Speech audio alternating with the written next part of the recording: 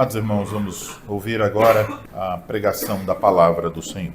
Vamos abrir as nossas Bíblias na primeira epístola do apóstolo João. Faremos então a leitura de todo o capítulo de número 1. O que era desde o princípio, o que temos ouvido, o que temos visto com os nossos próprios olhos, o que contemplamos e as nossas mãos apalparam com respeito ao verbo da vida. E a vida se manifestou, e nós a temos visto e dela damos testemunho. E vô-lo anunciamos, a vida eterna, a qual estava com o Pai, nos foi manifestada. O que temos visto e ouvido, anunciamos também a vós outros, para que vós igualmente mantenhais comunhão conosco. Ora, a nossa comunhão é com o Pai e com o seu Filho Jesus Cristo. Estas coisas, pois, vos escrevemos, para que a nossa alegria seja completa. Ora, a mensagem que da parte dele temos ouvido e vos anunciamos é esta: que Deus é luz, e não há nele treva nenhuma. Se dissermos que mantemos comunhão com ele e andarmos nas trevas, mentimos e não praticamos a verdade. Se, porém, andarmos na luz, como ele está na luz, mantemos comunhão uns com os outros, e o sangue de Jesus, seu Filho, nos purifica de todo pecado. Se dissermos que não temos pecado nenhum, a nós mesmos nos enganamos, e a verdade não está em nós. Se confessarmos os nossos pecados, ele é fiel e justo para nos perdoar os pecados e nos purificar de toda injustiça. Se dissermos que não temos cometido pecado, fazemo-lo mentiroso e a sua palavra não está em nós. Agora o texto da pregação desta manhã. 1 João, capítulo 2, versículos 1 e 2. Filhinhos meus, estas coisas vos escrevo, para que não pequeis. Se todavia alguém pecar, temos advogado junto ao Pai, Jesus Cristo, o justo. E ele é a propiciação pelos nossos pecados, e não somente pelos nossos próprios, mas ainda pelos do mundo inteiro. Até aí, a leitura da palavra do Senhor. Nós vamos orar e pedir a misericórdia do Senhor sobre nós. Ó Senhor Deus, Pai amado e bendito, Deus de bondade, misericórdia e justiça, mais uma vez, Senhor, nós somos agradecidos pelo privilégio que temos de adorar o Teu santo nome nesta manhã de domingo. Agora, nós vamos ouvir a exposição da Tua palavra e queremos rogar ao Senhor que nos ajude. Primeiro, ajude aquele que há de falar, para que fale fielmente, de acordo com os Teus oráculos, para que fale com clareza, com temor, com fidelidade, com ousadia no Espírito Santo, e a menos que o Senhor lhe conceda a sua graça, o trabalho dele terá sido em vão. Pois o homem não pode fazer nada sem o Senhor. Mas também concede a cada um de nós que vamos ouvir a graça para ouvir atento, a graça para que examinemos o nosso próprio coração, a graça para encontrar a beleza, a doçura de Cristo naquilo que nos será dito, a graça para ter a nossa fé e esperança e amor fortalecidos no Senhor, a graça para viver de acordo com aquilo que ouviremos. Manifesta mais uma vez a Tua bondade, dando-nos o que não merecemos. Nós rogamos essas coisas em nome do Senhor Jesus Cristo. Amém. Amada congregação do Senhor Jesus Cristo, nos últimos domingos nós observamos que no capítulo 1 de sua carta, o apóstolo João esteve lidando com diversos aspectos do falso ensino que assediava as igrejas para quem ele escreveu. Mas especialmente a partir do versículo de número 7, João esteve refutando o falso ensino sobre o pecado. Você lê do 7 até o 10, você vai observar que aí essa palavra e termos relacionados aparecem pelo menos 6 vezes. É, sem dúvida, o foco do apóstolo nessa parte da carta. João nos encoraja a não esconder os nossos pecados ou minimizá-los. Ele diz que fazer isso é mentir para si mesmo, é auto-engano. Em vez disso, João nos encoraja a outro caminho. Ele diz que nós devemos confessar os nossos pecados. E já aprendemos. Confessar significa falar a mesma coisa, falar a verdade. Nesse caso, significa concordar com o que Deus diz sobre o pecado em sua palavra. Aprendemos que na prática, isso quer dizer que quando nós ouvimos a pregação, nós não devemos estar olhando para um lado e para o outro, procurando pessoas a quem a pregação cabe. Nós devemos olhar para nós mesmos e dizer, isso é para mim. Eu sou o pecador. Também significa que quando Deus usa alguém, seja um irmão ou um oficial da igreja, para nos aconselhar, para nos exortar, nós não devemos ser rápidos para nos defender e arrumar desculpas para o nosso pecado. Negar nossos pecados quando confrontados pela pregação ou quando confrontados por alguém é, diz João, uma tentativa de dizer, bom, a pregação está errada, as pessoas que Deus mandou estão erradas também, ou seja, Deus está mentindo. Isso, então, não é só uma mentira sobre Deus, mas é uma blasfêmia. O pecado, então, é uma coisa séria, que nos afasta de Deus e das pessoas. Por isso, nós precisamos lidar com o pecado de forma correta. E já aprendemos o primeiro passo. O primeiro passo está lá no versículo 9. Está implícito. Devemos, então, quando pecamos, confessar os nossos pecados. Confessá-los a Deus e, quando necessários, a outras pessoas. Mas há algo mais a esse respeito. João quer que nós saibamos que o pecado não é um problema que nós podemos resolver sozinhos. Ele quer que nós saibamos que precisamos de ajuda.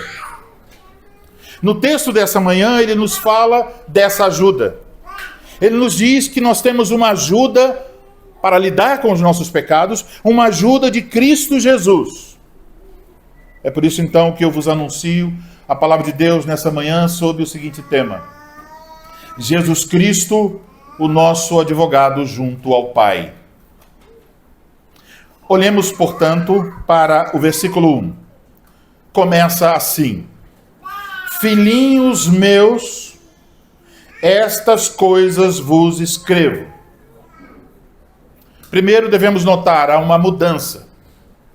Durante todo o capítulo de número 1, o apóstolo João esteve usando a primeira pessoa do plural. Agora ele muda para a primeira pessoa do singular.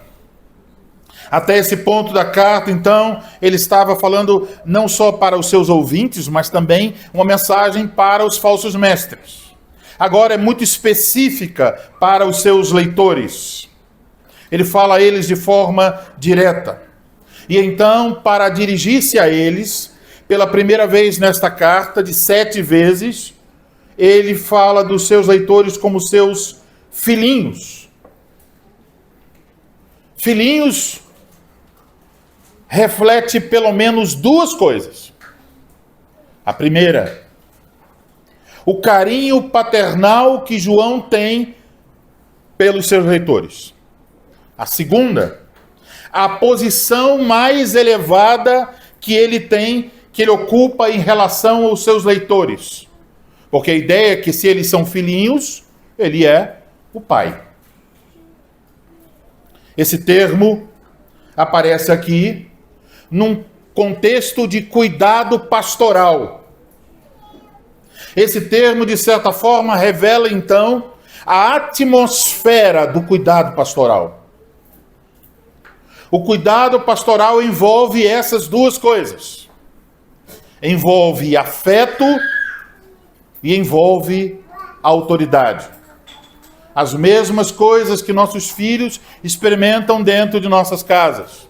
Os pais têm afeto pelos filhos e os filhos pelos pais. É um relacionamento. Mas os pais têm autoridade sobre os filhos. Agora, esse cuidado pastoral que envolve afeto e autoridade, como é que João oferece esse cuidado pastoral aos seus leitores? Ele diz: filhinhos, vos escrevo. Pelo menos 13 vezes, João usa esse verbo aqui na carta, escrever. E dessas 13 vezes, 11 aparecem aqui no capítulo 2. Agora, sobre o que ele escreve?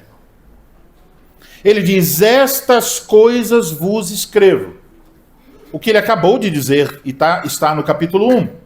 Refere-se ao falso ensino que ele refutou no capítulo 1 e também as medidas corretivas que ele apresentou no capítulo 1.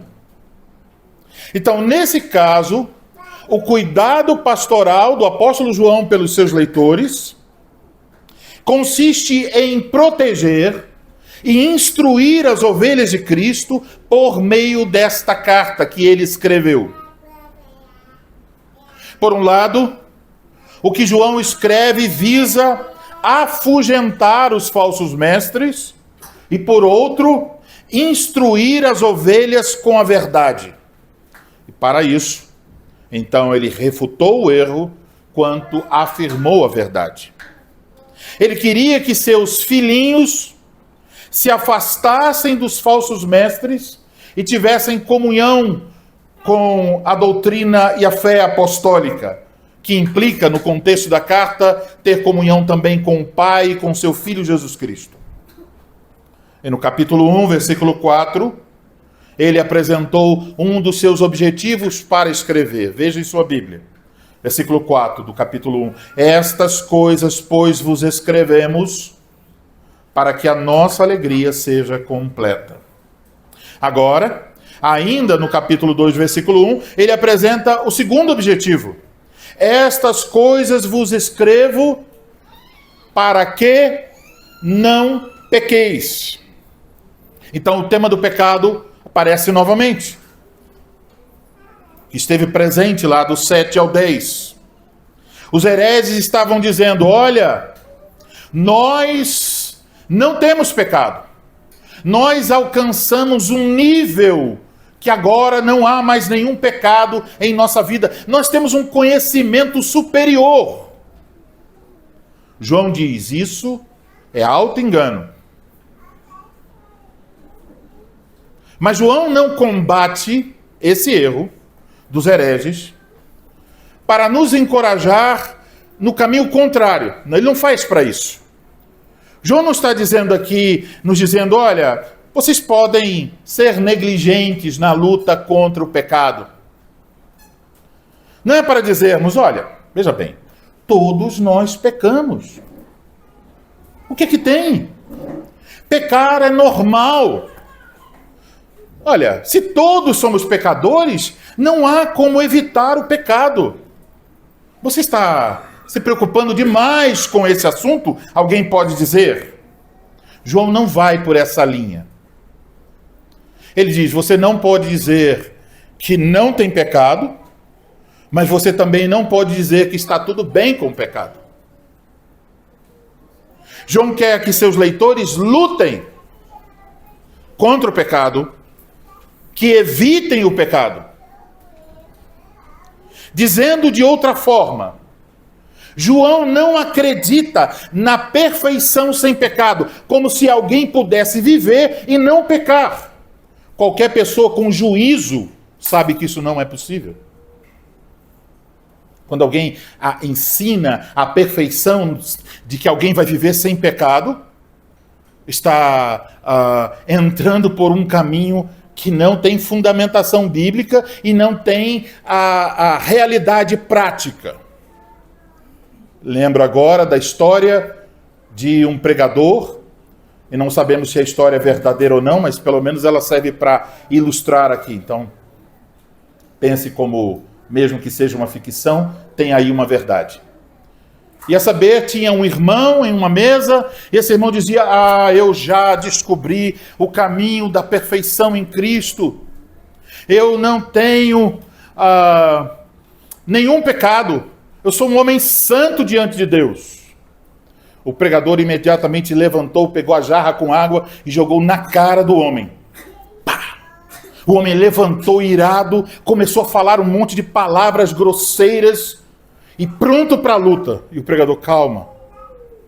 Vejo que bastou uma jarra d'água para acordar o homem pecaminoso que estava dentro de você. Isso é verdade. Então, João não crê na perfeição sem pecado.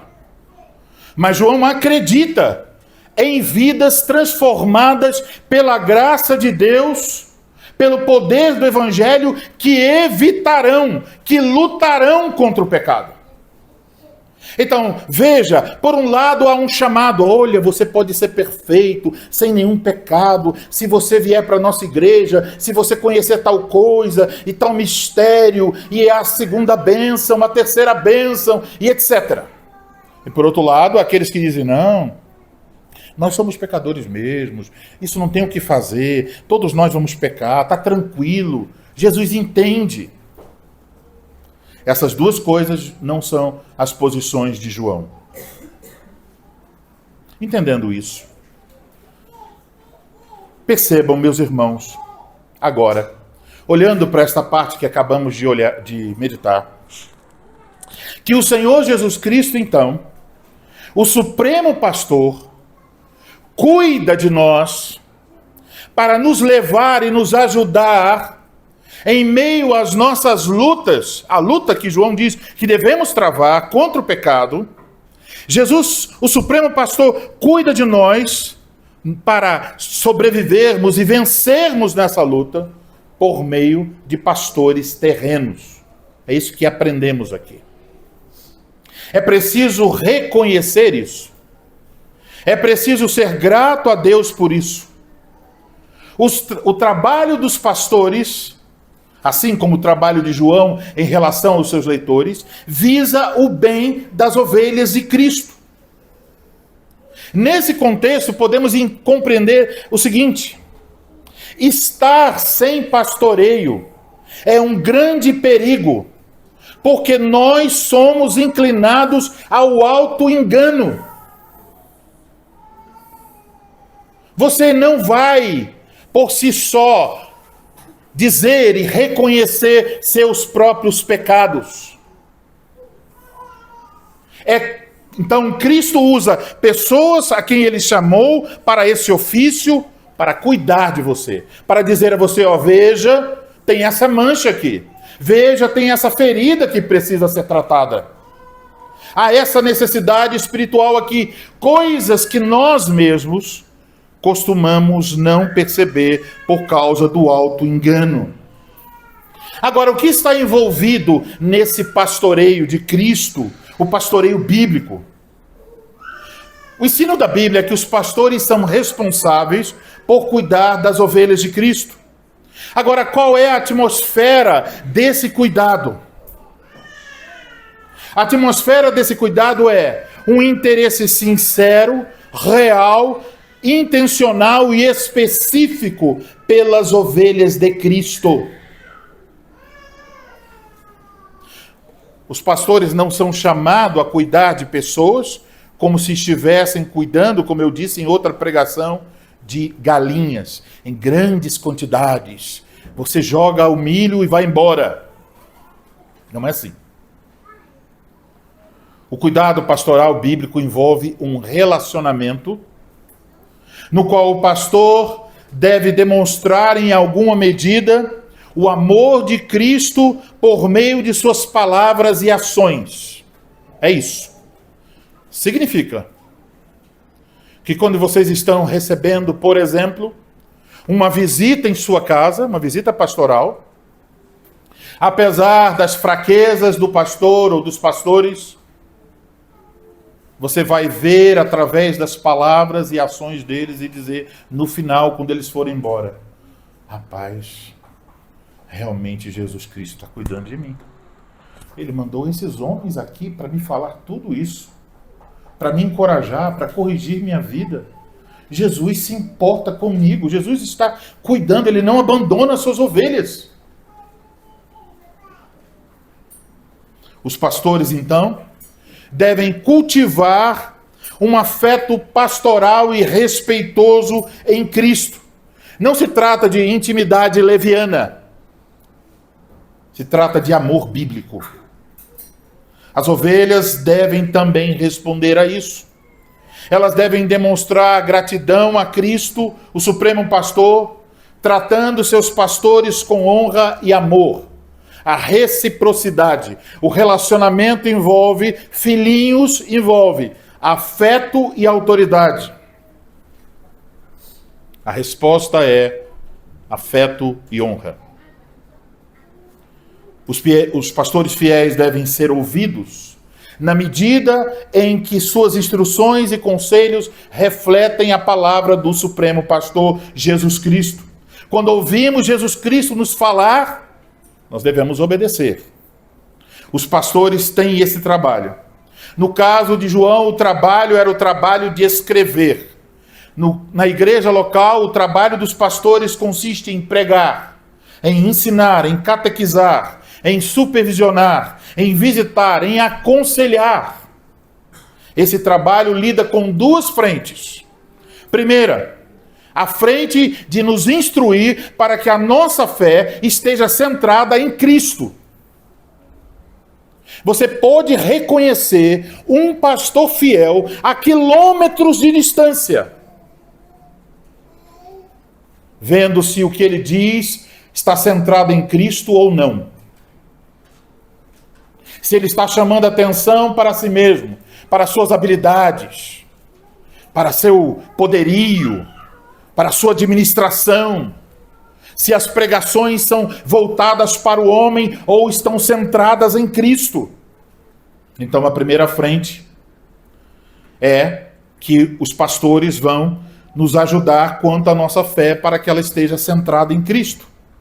Nós precisamos obter uma certeza cada vez maior da nossa salvação em Cristo. Devemos saber quem é Jesus, o que Ele fez por nós, o que temos nele. E nós recebemos a ajuda de nossos pastores nesse ponto. Então devemos ouvir as instruções e imitar a fé, a sua fé, como nos diz a carta aos Hebreus 13, 7. Diz assim: lembrai-vos dos vossos guias, os quais vos pregaram a palavra de Deus, e considerando atentamente o fim de sua vida, imitai a fé que tiveram. Agora, então o primeiro ponto em que recebemos ajuda é quanto à fé. O segundo é este: a nossa vida deve estar centrada em Cristo. Isso se refere à nossa santificação, diz respeito à maneira como nós devemos andar na luz. Aqui, especificamente, se refere a como os salvos devem lidar com esse problema, o pecado que ainda está em suas vidas. Também neste assunto recebemos ajuda dos nossos pastores. Mas, irmãos, não esqueçam, o pecado ainda é um problema. Mesmo depois de receber a salvação em Cristo, nenhum de nós pode dizer: eu não tenho pecado. Por outro lado, todos nós deveríamos dizer: eu estou evitando o pecado. Evitar o pecado começa com reconhecer o pecado e buscar os meios da graça para vencê-lo. Essa luta também é uma luta em Cristo, como nós veremos nas próximas pregações. Cristo é um exemplo para nós. O viver santo está centrado em Cristo. A graça para vencer o pecado e para obter o perdão do pecado, o exemplo para viver uma vida santa, tudo isso vem de Cristo. Portanto, cada um de nós precisa se perguntar: eu estou lutando contra o pecado? Existe essa evidência de que eu tenho salvação em Cristo? Essa evidência de que eu agora, salvo, estou procurando evitar o pecado? Há uma luta em minha vida, uma luta real. Você chora, você lamenta pelos seus pecados. O pecado lhe causa alguma tristeza, vergonha. Eu estou buscando a graça de Deus para esse combate. Deus deseja que nós lutemos contra o pecado. E é por isso, então, que no contexto da epístola, percebemos que nesse contexto dessa luta, Deus quer que nós estejamos debaixo de pregação fiel e pastoreio e cuidado pastoral. Esses são os bons recursos que o bom pastor Jesus Cristo nos oferece para lutarmos contra o pecado. A luta contra o pecado não é uma luta para que você entre sozinho. Cristo está com você, mas Cristo manda ajuda para você. Ajuda com mãos de carne, osso e sangue. Pessoas, seus irmãos da congregação, seus pastores, seus oficiais. Você então tem ajuda de Cristo e não deve negligenciar isso. Então é o dever de cada cristão estar debaixo de pregação fiel e cuidado e pastoreio que revele o cuidado de Cristo por você. Como você pode ter certeza disso? Eu disse, quando você ouve a pregação, você deve estar ouvindo sobre Cristo. Mas como você pode ter certeza sobre o cuidado pastoral, que é o cuidado de Cristo por você? Pense assim. Se você diz assim, meu pastor é o fulano, é o X, pastor X. E você não pode lembrar-se de nenhum momento em que essa pessoa veio até você e serviu para você como as mãos e a boca de Cristo para aconselhar você, para cuidar de você, para proteger você. Se tudo que um pastor faz é estar no púlpito pedindo dinheiro, exaltando a denominação ou a igreja, cuidado. Não é Cristo que está cuidando de você, é um homem sozinho. Ele não representa Cristo. O cuidado de Cristo é muito diferente. O cuidado de Cristo se expressa realmente com coisas práticas. Você vai poder dizer, eu me sinto amado, eu me sinto querido. Eu posso olhar para esse homem e ver nele o amor de Cristo. Meus irmãos, infelizmente, é arriscado que quando eu estou dizendo essas coisas, alguém ouvir lá no YouTube dizer isso é utopia. Não tem pastores assim. Vão dizer, não conheço nenhum. Mas seria uma loucura eu estar dizendo essas coisas agora, se eu mesmo não estou tentando praticá-las. Então Cristo concede graça aos pastores fiéis para que eles representem a Cristo no pastoreio das ovelhas. Então, sabemos que nós estamos numa batalha contra o pecado. Temos a ajuda de Cristo por meio da pregação fiel e do cuidado pastoral. Devemos lutar contra o pecado, mas sabemos que não vamos vencer todas as batalhas. Veja o que diz ainda o texto. Se todavia alguém pecar, é para evitar o pecado. Mas agora João reconhece, realmente, é possível que os crentes cedam à tentação e pequem contra o Senhor e contra o próximo. Quando isso acontece, o que nós devemos fazer? Qual é a maneira de lidar com o pecado? A primeira parte já foi demonstrada nos versículos anteriores. Precisamos confessar os nossos pecados. Provérbios 28:13 diz: o que encobre as suas transgressões jamais prosperará, mas o que confessa e deixa alcançará misericórdia. Ouvimos sobre isso, sobre essa necessidade no último sermão. Mas agora João nos diz que para alcançar o perdão, nós precisamos de ajuda. Ele nos diz que temos um ajudador. Seu nome é Jesus Cristo, o justo. Ele é o nosso advogado junto ao Pai, diz o texto. Essa palavra aqui, traduzida por advogado, ela aparece 5 vezes no Novo Testamento. 4 vezes está no Evangelho segundo escreveu João.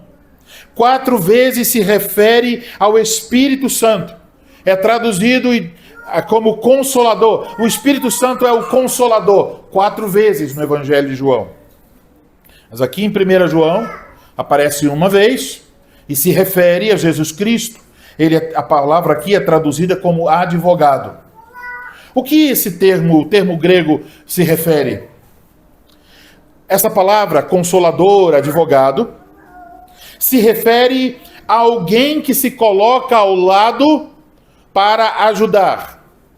Refere-se a um defensor, alguém que vai a um tribunal e vai defender aquele que está ao seu lado, mas não o fará num sentido profissional, como hoje usamos a palavra advogado, alguém que fez o curso de bacharel nas leis, me faltou agora a palavra, direito, alguém que fez o curso de direito. Não se refere a isso.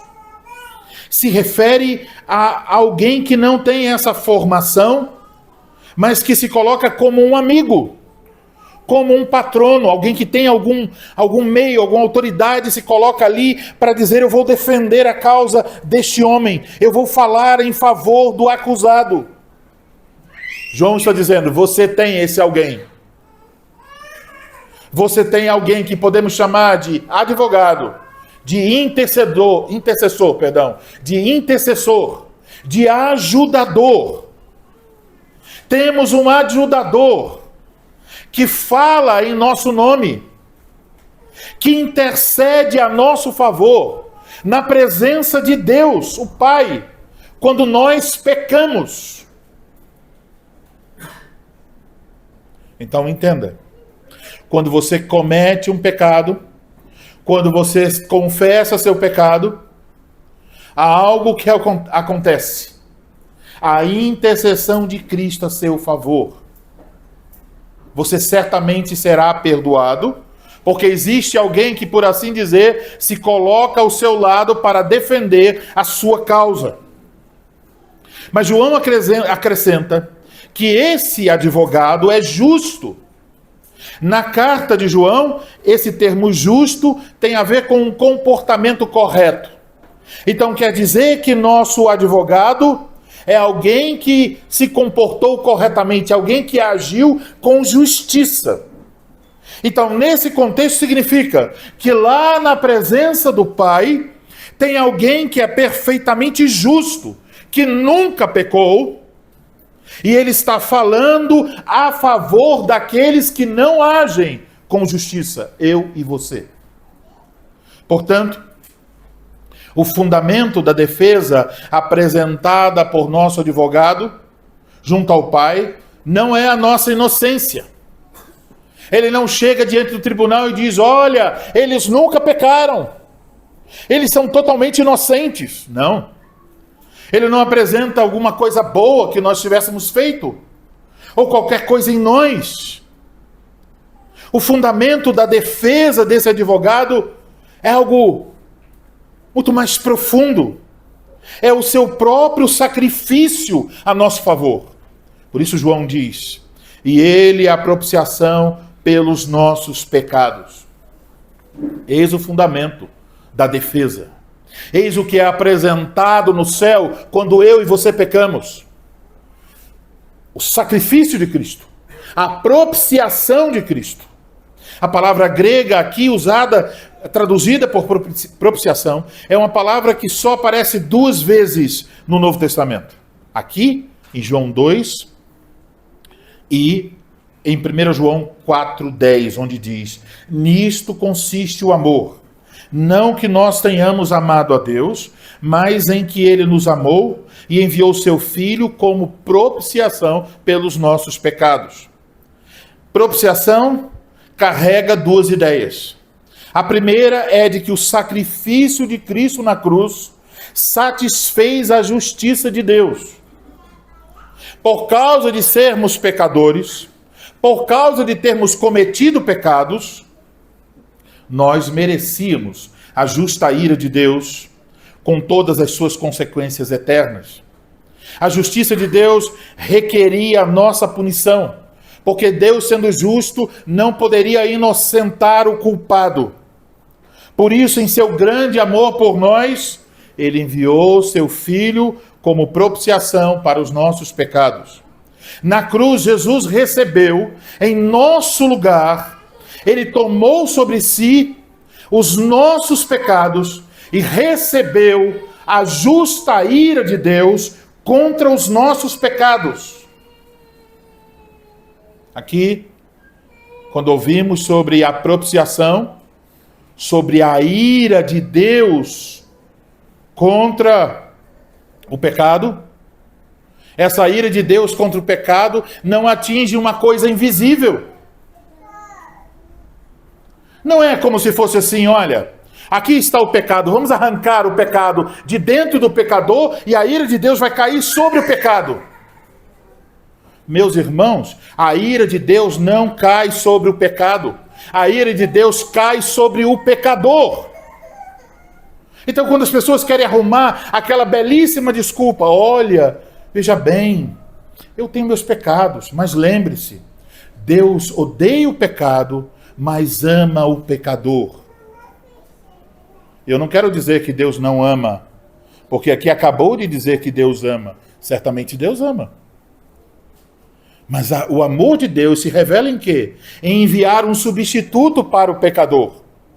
Então há milhares de pessoas por aí com a mentira no coração. Ah, Deus não me odeia. A Bíblia diz: a ira de Deus está sob o pecador. Todos os pecadores do mundo estão sob um fio. Se um pecador morre agora, para onde ele vai? Ele não vai sentar e ser recebido no céu. Ele vai experimentar a justa ira de Deus. Após a morte segue-se o juízo. A propiciação indica que Deus precisa ser apaziguado, que a ira dele deve ser acalmada, que a justiça dele deve ser cumprida. Um pagamento deve ser realizado. A justiça de Deus clama. O pecador tem que receber aquilo que ele merece. Mas ao mesmo tempo, na cruz nós encontramos a justiça de Deus sendo feita, e isso é propiciação. Nós encontramos também a graça de Deus colocando no lugar do pecador o seu próprio Filho, e isso é misericórdia. Por isso dizemos que na cruz a justiça e a graça se beijaram. Essas duas coisas do perfeito ser de Deus se encontram na cruz. Não a metade da justiça, não a metade do amor, mas a justiça inteira sobre Cristo e o amor inteiro sobre nós. É isso que eu e você temos em Cristo. A propiciação indica então que a justiça foi satisfeita, mas também indica que nossos pecados foram apagados. O sacrifício de Jesus Cristo justo, Deus, por meio desse sacrifício, perdoou completamente todos os nossos pecados. Então, quando você peca agora, como uma pessoa salva, se você está em Cristo, você vai diante do trono da graça de Deus. Você não encontrará Deus irado contra você, relutante em relação a você. Tudo que você encontrará será graça, misericórdia, perdão, para todos os pecadores que vão a Deus refugiados na justiça de Cristo. Você obterá certamente, mais uma vez, com base no que Cristo fez, o perdão de seus pecados. O ajudador, o defensor, o advogado, garante isso a você. Quando alguém contrata um advogado, pode perguntar a ele: eu vou ganhar essa causa? O advogado, talvez, se for muito alguém muito encorajado, vai dizer: vamos tentar, vamos lá, vamos conseguir. Mas ele não pode, de fato, garantir isso. Mas agora temos um advogado que garante que nós temos perdão de todos os nossos pecados. Agora, João diz que esse perdão e essa propiciação não é apenas para algumas pessoas. Ele usa a frase e diz: não somente pelos nossos próprios, mas pelos do mundo inteiro. Em primeiro lugar, devemos pensar sobre o que isso não quer dizer. Não quer dizer que João acreditasse no universalismo. Aquela ideia de que no final Jesus vai salvar a todos. Não importa, você pode viver em qualquer religião, em qualquer coisa, mas Deus é amor. Então essas pessoas não olham para a justiça de Deus, apenas para o amor de Deus, e vão dizer: olha, no final todos serão salvos. Isso é uma mentira que o diabo gosta que as pessoas acreditem.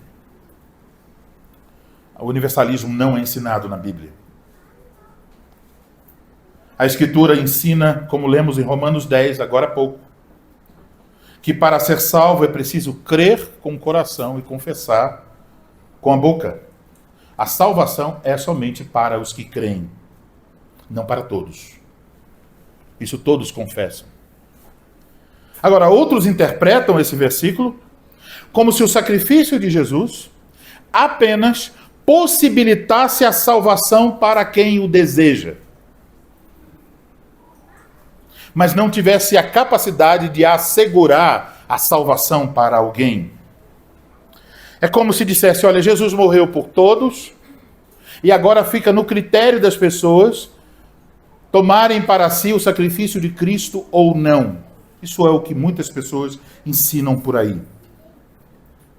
Mas se assim fosse, à luz do que nós acabamos de ouvir, do significado da palavra propiciação, nós teríamos que dizer que Cristo sofreu a eterna ira de Deus,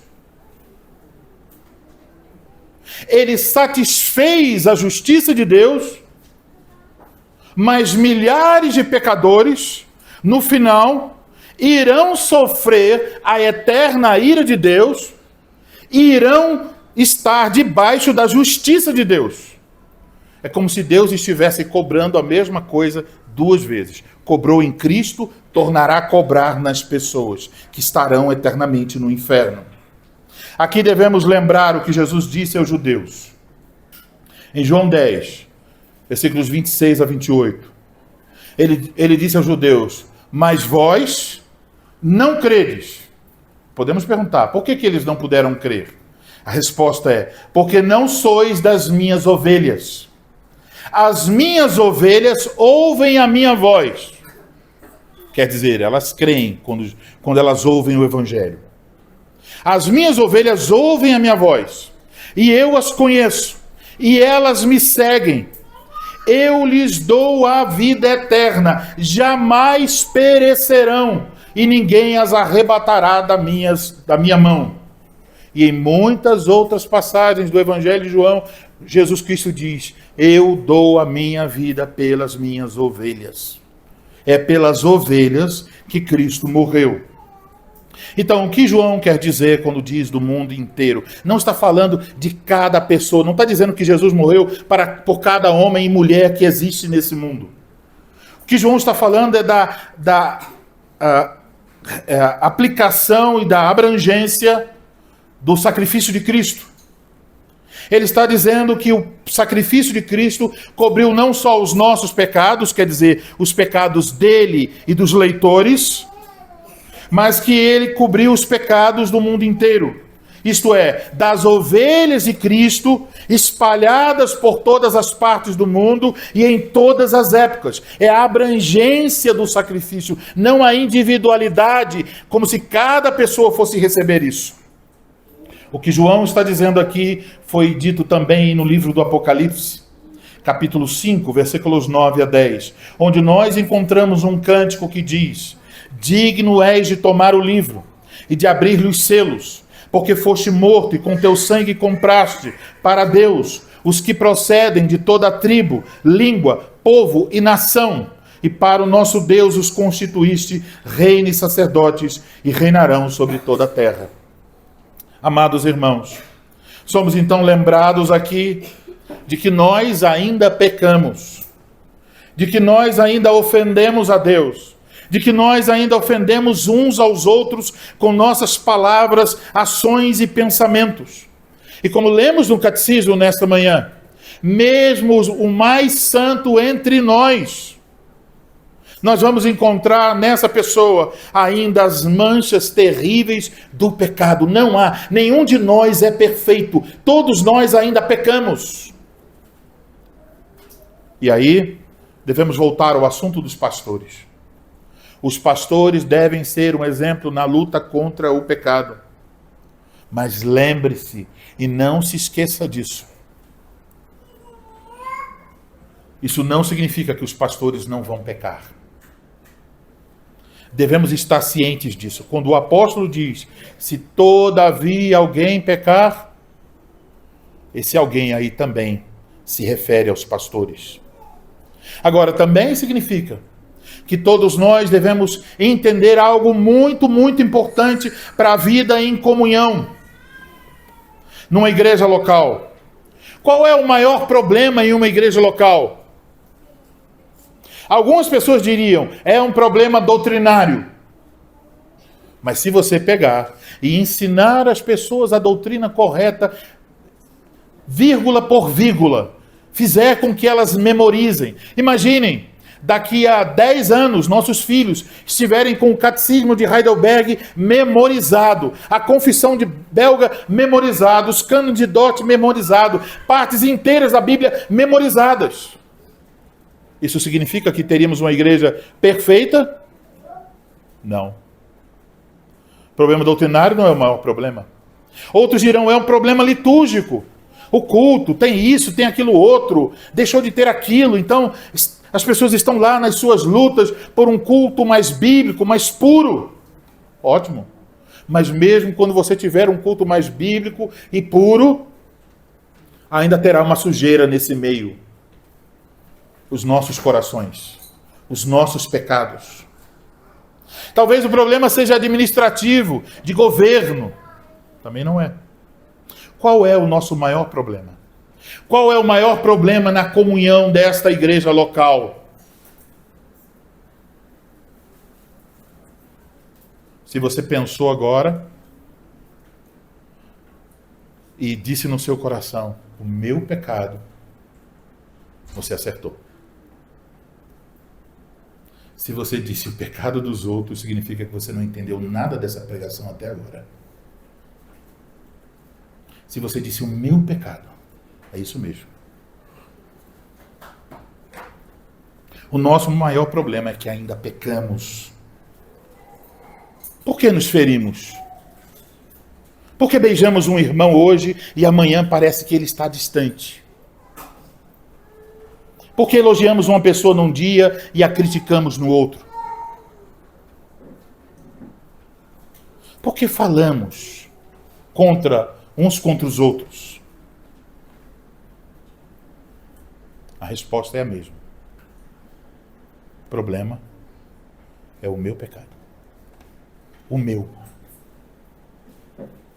O meu pecado me afasta de Deus.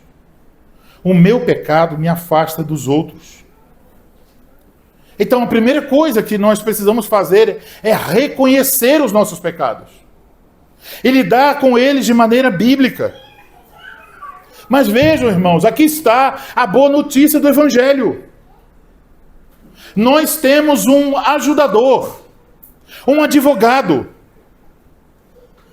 Temos esse grande consolo. Eu e você, nós somos fracos. Nós não conseguimos vencer todas as batalhas contra o pecado. Mas Deus providenciou alguém para nos ajudar. Jesus Cristo tem o poder para nos ajudar, porque Ele é Deus. Ele tem um interesse em nos ajudar, porque Ele nos entende perfeitamente. Ele é homem. Ele é um ajudador perfeito. Um ajudador que está no céu. Mas Ele nos enviou um ajudador, um consolador, que está em nós, o Espírito Santo. Temos ajuda no céu e ajuda em nós. Ele é um ajudador que está no céu, mas um ajudador que está entre nós, que esteve entre nós. Um ajudador que conhece as reivindicações do Pai, mas que reconhece e conhece as fraquezas dos homens e sabe o que é ser tentado. Então, o pecado é um grande inimigo e provoca muitos males em nossas vidas. Mas lembre-se, você tem um grande ajudador. Você não está sozinho na sua batalha contra o pecado. Você tem um ajudador, um advogado incomparável. Você pode confiar nele plenamente, pois o Espírito Santo diz que ele é justo. Portanto, quando o seu coração lhe acusar, quando você cair diante do pecado, quando você experimentar os efeitos destrutivos do pecado em sua vida, em seus relacionamentos, corra para Cristo. Não se afunde em suas mágoas. Não fique mergulhado em si mesmo. Abra seus olhos e olhe para a cruz. Veja o que já foi feito por você. Uma garantia clara. É oferecido a você perdão de todos os seus pecados. Quando você experimentar os efeitos destrutivos do pecado, olhe para Cristo. Diga a si mesmo, quantas vezes lhe for possível: eu tenho um advogado no céu. Eu tenho um ajudador que me ajudará para sempre. E lembre-se, a base do perdão que nosso advogado garante é o próprio sacrifício dele. É a propiciação dele pelos nossos pecados. Então, apesar dos nossos pecados, nós não vamos receber o que merecemos. Nós merecemos a ira, a justa reação de Deus contra o pecado, contra a rebeldia e corrupção do nosso coração. Merecemos o eterno castigo do corpo e da alma. Mas Jesus removeu tudo isso. Ele tirou a sentença que era contra nós. Ele nos livrou da punição. Ele nos fez estar fora do alcance da ira de Deus. Ele sofreu em seu lugar. Deus não está mais irado contra você. Então, se confessarmos os nossos pecados, encontraremos graça, não ira. Quando pecamos, o pecado nos afasta de Deus e do próximo. Mas aqui está o sacrifício de Cristo. Esse sacrifício garante reconciliação com Deus e com o próximo.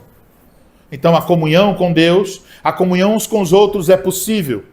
Apesar de nós sermos pecadores, de ainda cometermos pecado, a comunhão é possível, porque o sangue de Jesus Cristo nos purifica de todo o pecado.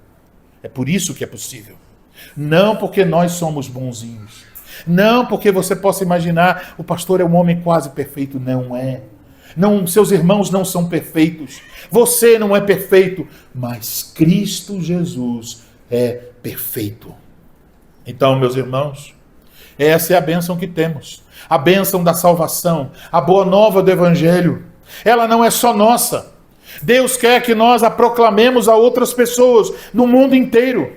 Ela foi a bênção dos santos do Antigo Testamento. Ela foi a bênção dos santos do Novo Testamento. Ela foi a bênção dos fiéis durante toda a história da igreja. Ela é a bênção para os fiéis do nosso tempo. Mas Deus quer que esse evangelho chegue a outras pessoas. Que outras pessoas entendam. O problema de todas as pessoas no mundo é o pecado. A solução para todas elas se encontra na mesma pessoa, Jesus Cristo, o justo. Então, nós precisamos compartilhar isso. Isto é uma boa notícia. Uma vez que falamos que Deus é luz, uma vez que o pecado se revela por meio da luz, nós devemos imediatamente apontar para Cristo. Em nossa cultura, onde todos imaginam conhecer o Evangelho e ter Cristo, isso parece um grande desafio. Quando você vai falar o Evangelho, a pessoa diz: eu já tenho Jesus no meu coração. Se você perguntar como você é salvo, a pessoa não sabe. O que é o Evangelho, ela não sabe. Quem é Jesus, ela não sabe. É apenas um sentimento barato de que conhece Jesus, quando na verdade não o conhece. Então é difícil, mas nós devemos falar de Jesus Cristo a outras pessoas. Devemos orar e trabalhar por isso. Primeiro, a nossa vida deve revelar que nós reconhecemos nossos pecados, que nós dizemos a verdade sobre os nossos pecados, que nós confessamos Deus e o seu Filho Jesus Cristo. E segundo, devemos confessar que Jesus é, então, o nosso advogado e o sacrifício suficiente e perfeito por nossos pecados. Devemos dizer isso a outras pessoas, para que a graça de Deus as alcance e elas também tenham seus pecados purificados pela obra de Cristo. Que Deus nos conceda a graça de olharmos sempre para Cristo, de confiarmos nele e, na medida em que o fazemos, compartilharmos a boa mensagem do Evangelho com outras pessoas. Amém. Amém.